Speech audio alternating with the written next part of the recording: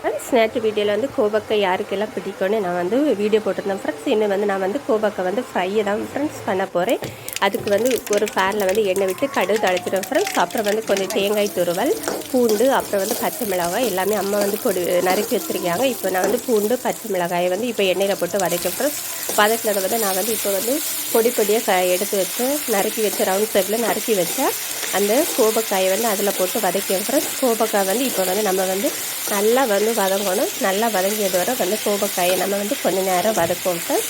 அது வந்து இதை வந்து கூட்டாட்டம் எடுக்கல. நான் வந்து இன்னும் வந்து கோவக்காய் ஃப்ரையாக பண்ண போகிறேன். கொஞ்சம் நல்ல ஃப்ரையில் கொஞ்சம் ஃப்ரையாக பண்ண போகிறனால வந்து கோவக்காய் வந்து நல்லா வதங்குறது வந்து தேவையான அளவு எண்ணெய் ஆட் பண்ணி அதை வந்து வதக்கிய ஃப்ரெண்ட்ஸ்.